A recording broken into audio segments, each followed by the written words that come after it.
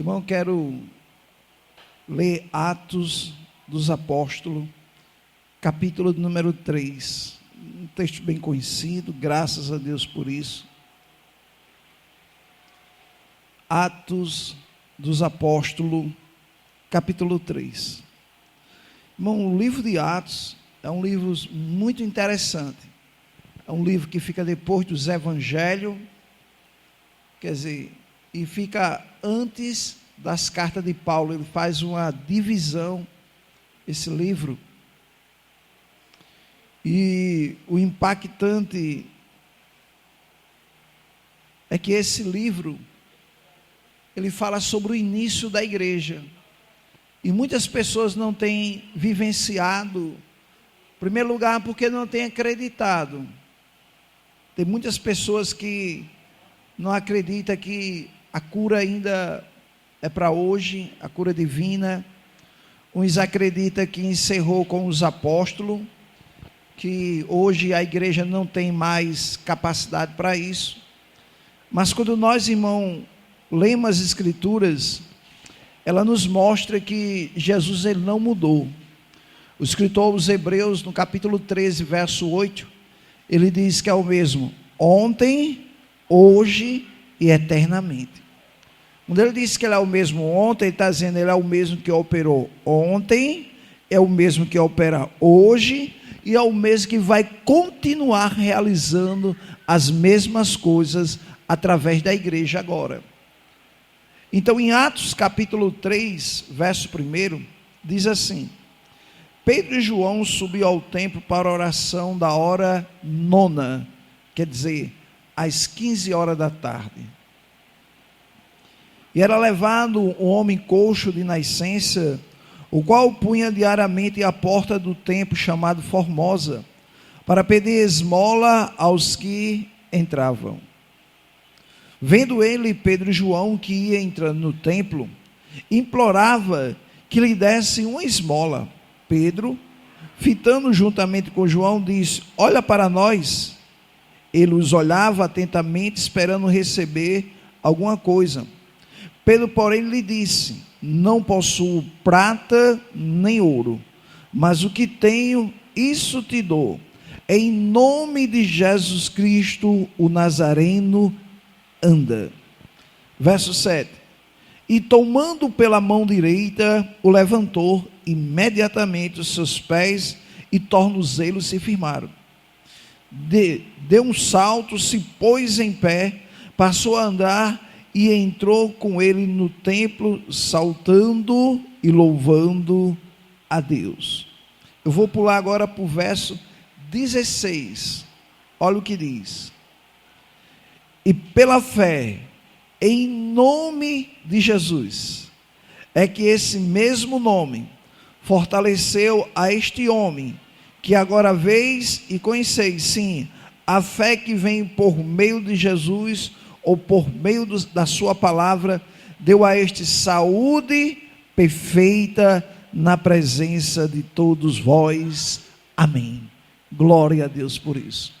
Irmão, é interessante esse texto, porque a igreja, irmão, ela começou realizando as obras de Deus, porque o próprio Jesus, ele tinha advertido aos apóstolos, que antes era discípulo, quando Jesus disse assim: ide por todo o mundo e pregar o evangelho a toda criatura.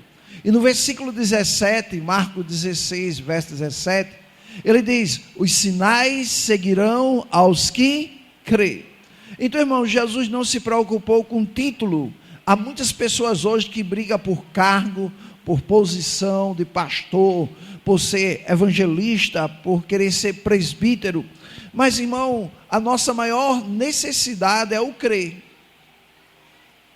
Por isso que a Bíblia diz: os sinais seguirão aos que crê. E ele diz: em meu nome.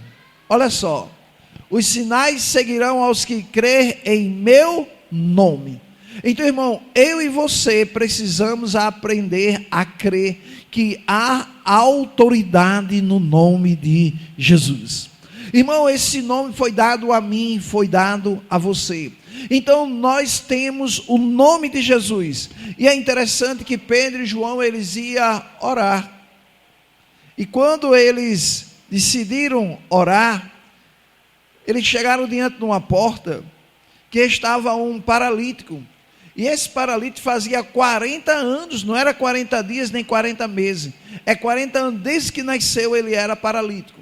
E é interessante que quando Pedro e João se aproximam, Pedro diz: eu não possuo prata nem ouro, mas o que eu tenho. Irmão, nós precisamos entender, por isso que nós ensinamos 3 pilares aqui. Eu sou o que a palavra diz que eu sou. Eu tenho o que a palavra diz que eu tenho. E eu posso o que a palavra diz que eu posso. E Pedro, irmão, diz: eu tenho. Irmão, a igreja precisa entender o que ela tem. Para você nunca sair dizendo: eu não tenho nada, eu não posso nada, eu não sou nada. Tem muitas pessoas, irmão, filhos de Deus, que usam essa expressão, dizendo que não é nada, que não pode nada, que não, irmão. Quem não tem nada é o diabo, que nem a sua vida ele não tem mais, porque Jesus resgatou você do império das trevas e trouxe você para a luz do Filho do seu amor. Você agora tem comunhão com Deus. Então, irmão, quem não tem nada é o diabo. Então nunca diga assim: eu não tenho nada. Não, irmão, nunca diga isso. Pedro não disse assim: eu não tenho nada não. Ao contrário, ele não tinha dinheiro naquela hora. Ele disse: eu não tenho prata nem ouro, mas o que eu tenho. Irmão, essa expressão que Pedro usou, dizendo que ele tem, então essa é a expressão que você tem que usar: eu tenho autoridade no nome de Jesus. Irmão, esse nome, ele tem poder. A Bíblia diz em Filipenses, capítulo de número 2, olha só, versículo de número 9, olha só o que diz a palavra do Senhor. Filipenses capítulo 2, verso 9, Paulo diz assim: pelo que também Deus o exaltou sobremaneira, e lhe deu, o nome de Jesus foi doado, e lhe deu o nome que está acima de todo o nome. Irmão, todo problema tem um nome, toda enfermidade ela tem um nome, mas o nome de Jesus está acima de qualquer enfermidade de câncer, de qualquer enfermidade, dor de cabeça, gripe, diabetes. O nome de Jesus é o nome que está acima sobre todo o nome. Então você, quando for orar por alguém, você tem que ter consciência que esse nome que você vai usar está acima da enfermidade daquela pessoa. Pode ser qualquer enfermidade que esteja nela, mas o nome de Jesus está acima de todo o nome. Por isso que Pedro diz: o que eu tenho. Irmão, Pedro estava lá naquele momento quando Jesus diz: os sinais seguirão aos que creem. Interessante, irmão, que Pedro, ele não só ouviu a palavra, ele agora decidiu praticar a palavra. Agora ele não fez como a igreja de hoje, irmão, ela faz. É impressionante que a Bíblia diz uma coisa e o povo faz outra. Nas igrejas, o tipo de oração pelos enfermos, em primeiro lugar, as pessoas não sabem se Deus quer curar, porque elas oram: Senhor, se for a tua vontade, cura. Irmão, se você não sabe qual é a vontade de Deus, por que você está orando?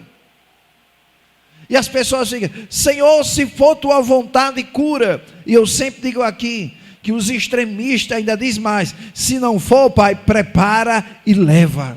Pode levar esse.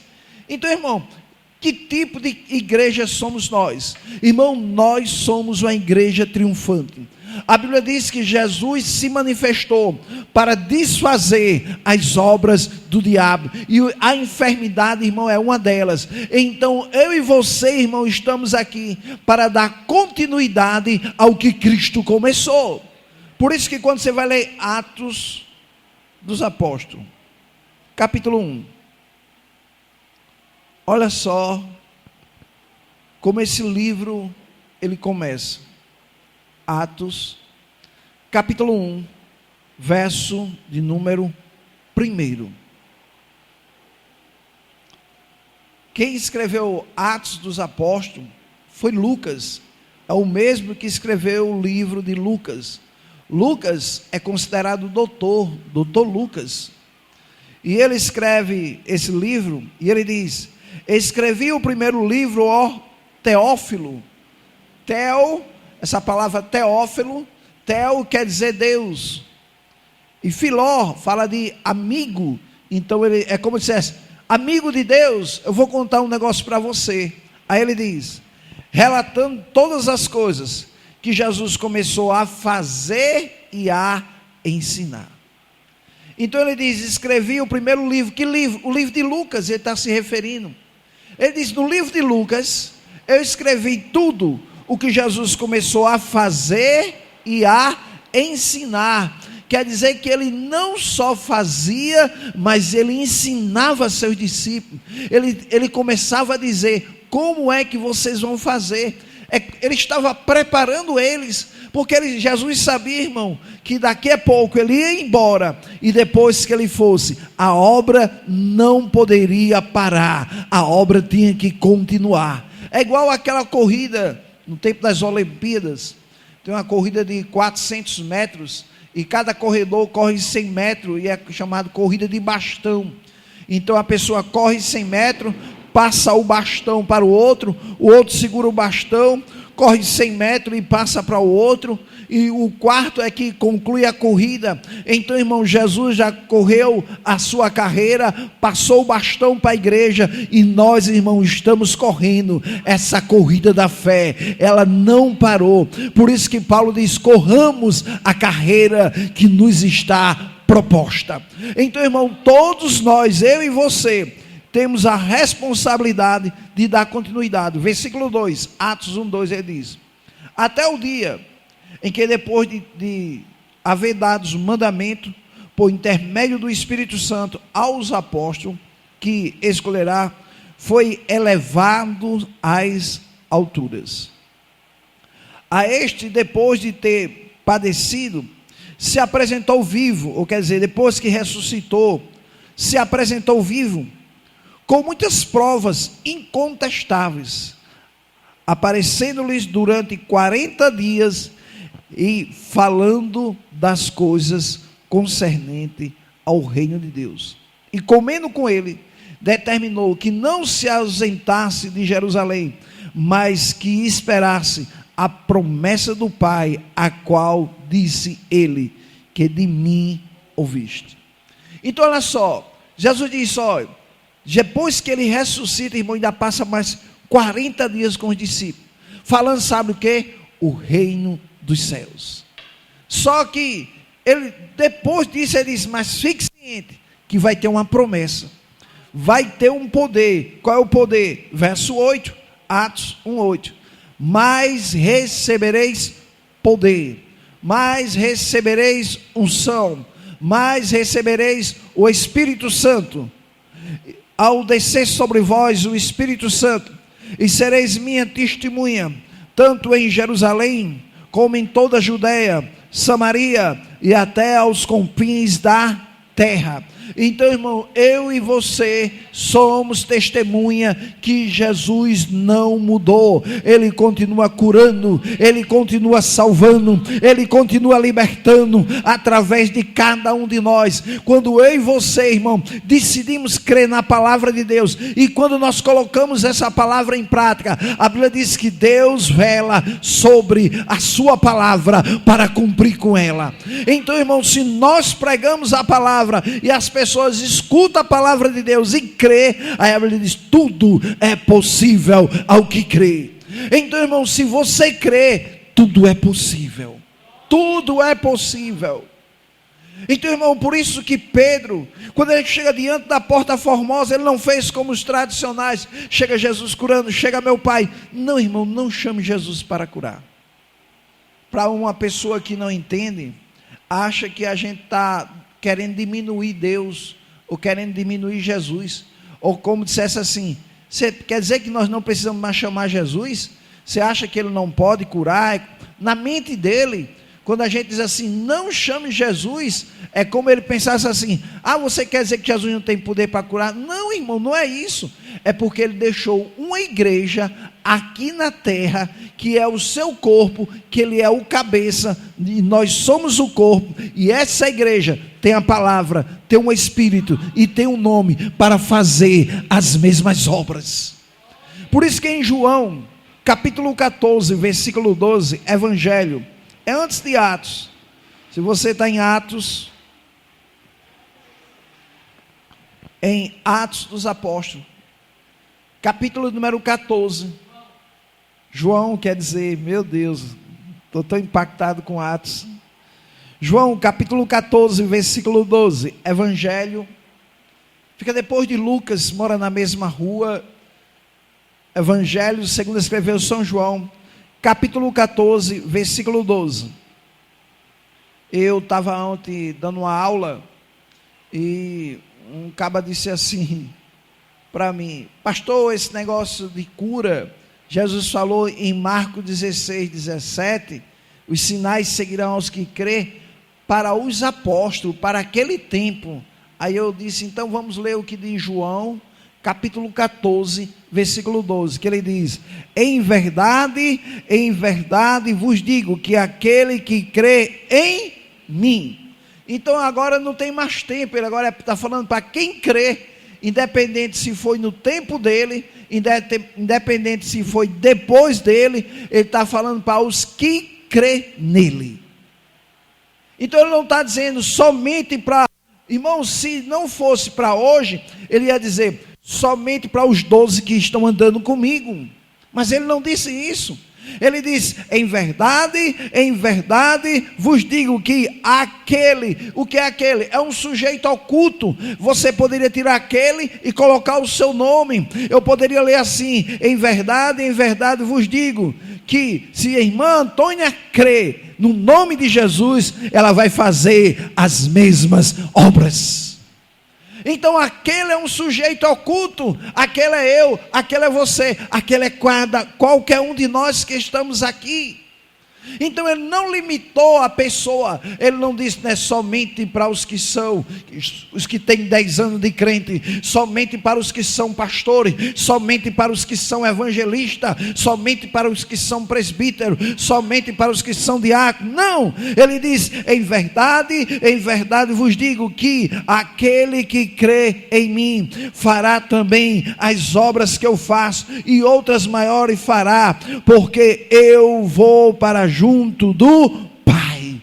Então, irmão, ele foi para junto do Pai, mas os que crê continuam aqui para fazer as mesmas obras. Ele cumpriu a sua palavra, ele disse, olha, eu vou me embora, mas a obra não pode parar. Irmão, a obra de Deus não pode parar. A Bíblia diz, aquele que começou a obra há de aperfeiçoar. Então essa pessoa sou eu, somos nós. Por isso que Pedro, irmão, o livro de Atos não tem mais Jesus. O livro de Atos, o próprio nome é Atos dos Apóstolos. A palavra Atos quer dizer atitude, ação. Quer dizer, os que os apóstolos fizeram com o nome de Jesus, cheio do Espírito Santo e pregando a palavra. Então o que eles fizeram, eu e você podemos fazer as mesmas obras. Então, irmão, nenhum momento você pode reler o livro de Atos. Em nenhum momento alguém chamou Jesus para expulsar demônio. Em nenhum momento Jesus chamou alguém para Jesus curar. Ao contrário, eles exerceram autoridade. Eles disseram, em nome de Jesus. Então, irmão, a história não parou. Nós somos a continuidade. O livro de Atos não termina com amém. Eu e você, o livro de Atos termina no capítulo 28, mas eu e você fazemos parte do capítulo 29, porque nós somos a continuidade do que Pedro fez, do que Paulo fez. Agora é a minha vez, agora é a sua vez. Então, irmão, cada um de nós temos a responsabilidade de pregar a mesma palavra, tendo a mesma fé, acreditando no mesmo nome, porque, irmão, ele é o mesmo.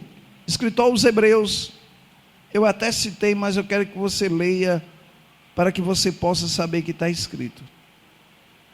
Hebreus, capítulo 13, verso de número 8. Hebreus, capítulo de número 13. É um livro quase no final da Bíblia. Fica logo depois de Filemon. Se você encontrar Filemon, depois de Filemon fica Hebreus e antes de Tiago. E para ficar mais fácil, fica depois de Gênesis e antes de Apocalipse. Dona Denilza achou? Depois de Gênesis e antes de Apocalipse. Olha só, Hebreus capítulo 13, verso 8 diz: Jesus Cristo, ontem, hoje e o mesmo, e o será para sempre. Ele é o mesmo ontem, hoje e o será para sempre. Por isso, irmão, que quando ele ressuscita e sobe, irmão, a Bíblia diz que Jesus sentou-se à direita do Pai. Mas você vai em outras igrejas, você vai encontrar as pessoas chamando Jesus toda hora. Você vai chegar numa igreja, vai estar alguém orando assim: chega Jesus com brevidade, chega meu Pai, chega quebrando os laços, chega desfazendo toda a obra do inimigo, chega Jesus, chega. Não, irmão, ele não vai chegar. A Bíblia diz: onde tiver 2 ou 3 reunidos em seu nome, ali ele já está presente. Ele não vai chegar. Aí tem outros que mandam Jesus: Senhor, vai visitando meu pai, vai na casa de A, vai na casa de B, vai no hospital. Não, irmão, o irmão, nós não podemos dar ordem a Jesus, porque ele não é servo, ele é Senhor. Paulo diz que quando você aceitou ele como Senhor. Em Romanos, olha só o que diz, Romanos capítulo de número 10. Quando você encontrar uma pessoa que está mandando Jesus para algum lugar, manda essa pessoa ler Romanos capítulo 10, versículo número 9. Quando você encontrar uma pessoa orando assim: vai Senhor com brevidade, vai Senhor na casa de fulano, vai visitando, manda ela ler Romanos capítulo 10, versículo 9. Olha só o que diz a palavra do Senhor: se com tua boca confessares Jesus como Senhor. Então ele não é servo, ele é Senhor. Irmão, ele era filho, assumiu a posição de servo, mas não perdeu sua posição de Senhor. Então, se ele fosse servo, aí eu dizia: Jesus, vem cá, viu Jesus? Jesus, vai ali resolver. Não, irmão, ele é Senhor. No natural, tem um ditado que diz assim: a cabeça manda e o corpo obedece. Não existe, irmão, o corpo dá ordem para a cabeça. Não, irmão, Cristo é o cabeça, nós somos o corpo. O ide é para nós, não é para ele. Não mande ele ir, porque antes de você mandar, ele já mandou você. Ele disse: ide por todo mundo e pregai as boas novas aonde você passar. Então ele disse: ide, porque os sinais vai acompanhar os que crê na palavra do Senhor. Então, irmão, quando nós pregamos a palavra, irmão, Deus está atento para cumprir com sua palavra. Por isso que Paulo, escrevendo a Timóteo, em 1 Timóteo,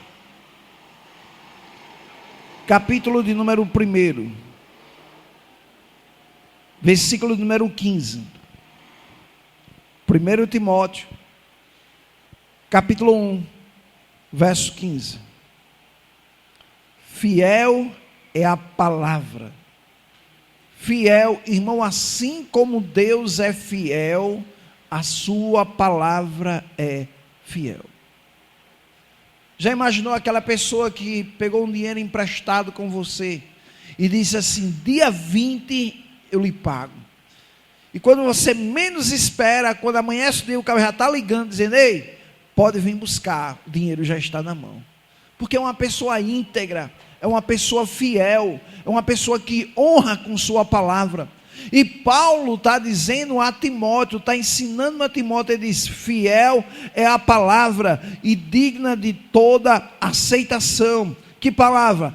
que Cristo Jesus veio ao mundo para salvar os pecadores, dos quais eu sou o principal. Você sabe o que é que Paulo quis dizer aqui? Essa palavra principal aqui, Paulo quis dizer, rapaz, essa palavra tem um poder tão tremendo, que se essa palavra mudou a minha vida, ela vai mudar a sua vida. É Paulo dizendo, rapaz, eu sou um modelo vivo da transformação por causa dessa palavra.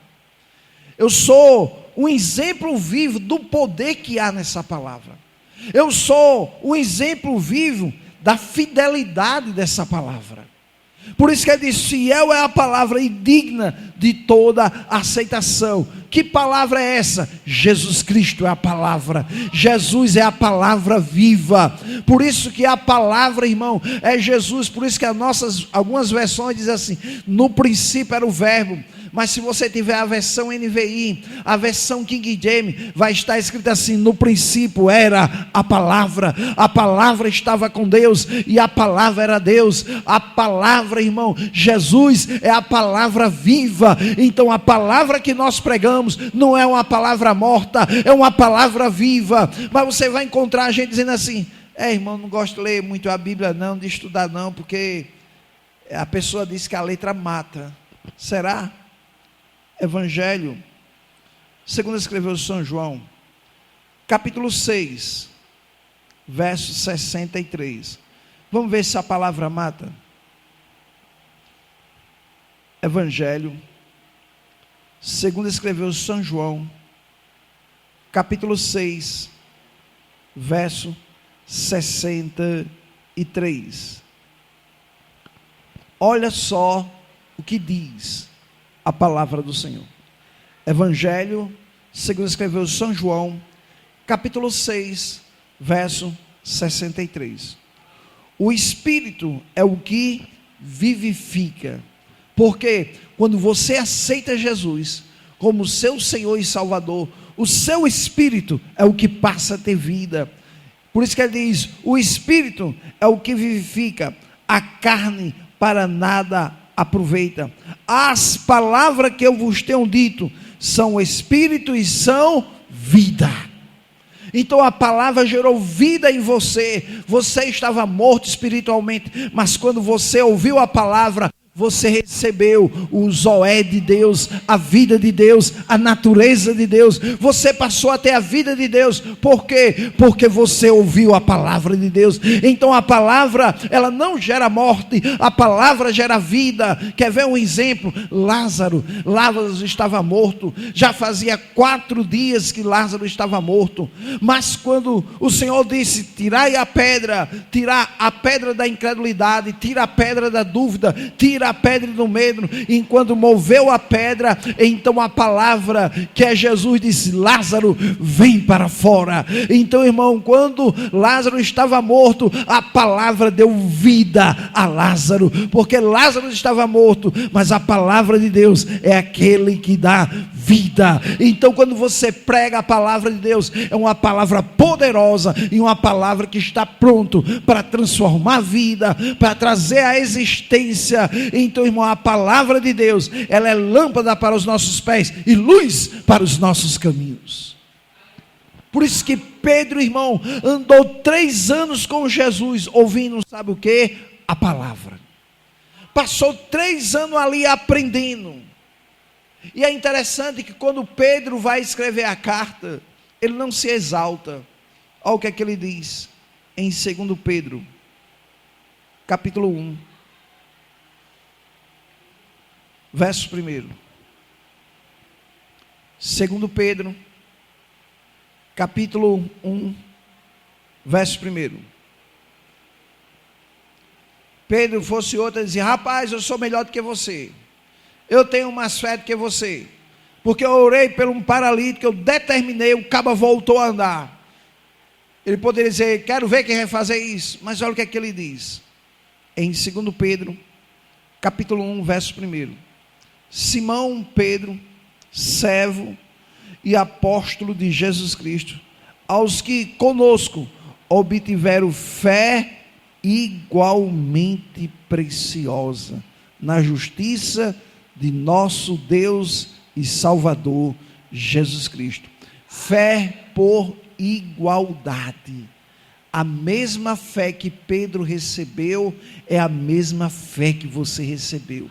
Irmão, Deus, Ele não faz acepções de pessoa.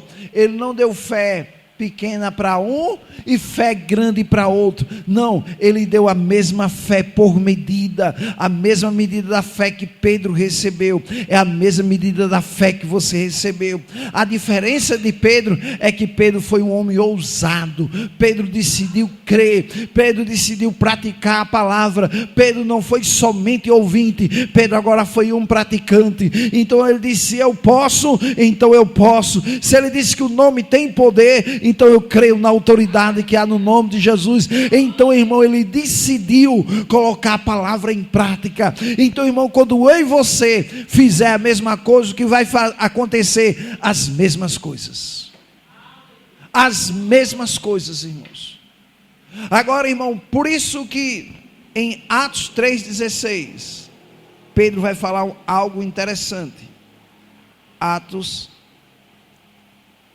capítulo 3, verso 16. Olha só, quando ele vai falar sobre este paralítico, que agora tinha voltado a andar, olha o que é que ele diz: e pela fé, em nome de Jesus. Ele diz: sabe como foi que isso aconteceu? Foi pela fé.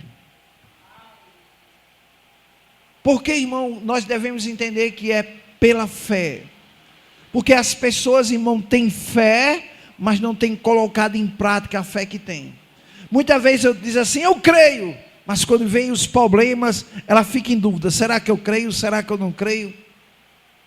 Aí Pedro diz: e pela fé, no nome de Jesus, é que esse mesmo nome fortaleceu a este homem, que agora vedes e conheceis, sim, a fé que vem por meio de Jesus. Quem é Jesus? A palavra. A fé vem pelo ouvir, e o ouvir a palavra de Cristo. Então ele disse: não foi eu não, foi a fé, eu só determinei, ele creu e recebeu a cura. Era isso que Pedro quis dizer. Não pense que eu tenho algo, não sou melhor do que vocês não. O problema é que eu decidi crer. Eu tenho o que vocês têm, a palavra que eu tenho vocês têm, a fé que eu tenho vocês têm, o nome que eu tenho vocês têm. Então qual foi a diferença? A minha atitude, a minha ação. Eu lancei a minha fé sobre o nome de Jesus e disse: eu creio que esse homem vai enxergar, quer dizer, esse homem vai voltar a andar, esse homem vai ficar de pé. E ele diz: em nome de Jesus Cristo o Nazareno, levanta-te e anda. Então, irmão, o levanta e anda permanece quando nós decidimos crer, quando nós decidimos acreditar. Por isso que Deus, irmão, conta comigo e com você. Para nós encerrar, Marcos capítulo de número 16, versículo 19. Aqui, irmão, onde está a palavra-chave para você entender que Deus não mudou, que Jesus também não mudou. Marcos, capítulo 16, verso 19. Olha só o que diz a palavra do Senhor. De fato, o Senhor Jesus, depois de lhe ter falado, foi recebido no céu e assentou-se à destra de Deus. Noutra versão vai dizer: à direita de Deus. Mas o versículo 20 agora vai falar dos apóstolos. E eles, os apóstolos, que estavam andando com Jesus, que estavam aprendendo a palavra com Jesus, e disse: e eles, tendo partido, pregaram em toda parte, cooperando com ele o Senhor, confirmando a palavra. Irmão, no momento que eu prego a palavra, essa palavra não é sua, essa palavra é dele. Se ele diz que se eu colocar as mãos sobre os enfermos, o enfermo vai ser curado, quem mandou escrever isso foi ele, a palavra é dele. Quando eu acredito na sua palavra e coloco em prática, irmão, quem vai cumprir com ela é Ele. E qual é a sua função? Crer. Qual é a minha função? Acreditar. Qual é a minha função? Eu creio na palavra do Senhor, eu creio que vai se cumprir na minha vida, eu creio que vai acontecer, eu creio na sua palavra. Por isso que ele diz: e eles, tendo partido, pregaram em toda parte, cooperando com eles o Senhor, confirmando a palavra por meio de sinais que se seguia. Quais os sinais? Cura, prodígio, maravilhas. Pessoas eram curadas. Em Atos capítulo 3 se cumpriu na vida de Pedro. Agora já imaginou, irmão? Eu quando leio Atos capítulo 3, eu fico pensando assim: Pedro, rapaz, pode juntar, pode fazer fila agora, viu? Porque se aconteceu com esse, quem tiver enfermo vai receber também. Irmão, é tão interessante que teve momento que Pedro nem colocava mais as mãos, a sombra de Pedro curava. Já imaginou isso? As pessoas colocavam os enfermos no meio das ruas, para que quando Pedro passasse, somente a sombra dele, as pessoas eram curadas. Irmão, quando nós cremos, o sobrenatural de Deus vai acontecer na nossa vida. Deus não faz acepções de pessoas, mas Ele faz acepções de fé. Porque quando você vai ler a Bíblia, uma grande multidão andava junto com Jesus, mas um homem com fé fez Jesus parar, chamado cego Bartimeu. Jesus, filho de Davi, tem compaixão de mim. Jesus parou. Jesus viu naquele homem algo diferente. Ele viu nele fé. Por isso quando Jesus diz: chama ele até aqui, e ele: Jesus, aí, quando ele chega na frente de Jesus, ele diz, olha o que Jesus diz: o que queres que eu te faça? Ele diz: Senhor, eu quero voltar a enxergar. Ao que Jesus diz: seja feito conforme a tua. Jesus sabia que tinha fé nele desde o momento que ele chamou Jesus. Jesus, filho de Davi, tem compaixão de mim. Irmão, Jesus é a palavra. Quando ele chamou a palavra, ele estava chamando a existência. Ele estava dizendo: é através dele que eu vou ser curado, é através dele que eu vou voltar a enxergar, é através dele que minha vida vai mudar. Irmão, é Jesus que faz com que as coisas aconteçam. Nós somos apenas um canal de bênção. E como alguns dizem, nós somos os vasos que Deus usa para que pessoas sejam abençoadas através de você. Então lembre-se que você é um canal de bênção para a vida de outras pessoas. Lembre-se disso. Cada um de nós, irmão, somos uma fonte que jorra para a vida eterna. Somos, irmão, dentro de nós há uma fonte que é a palavra de Deus. Jesus habita dentro de você, o Espírito Santo habita dentro de você, a palavra de Deus tem que habitar dentro de você, para que pessoas sejam impactadas, a sua vida seja um impacto na vida de outras pessoas. Jesus, irmão, não conta somente comigo, Jesus conta com cada um de nós que está aqui essa noite. Deus conta comigo, Deus conta com você, Deus conta com cada um de nós para dar continuidade à obra do Senhor. Amém.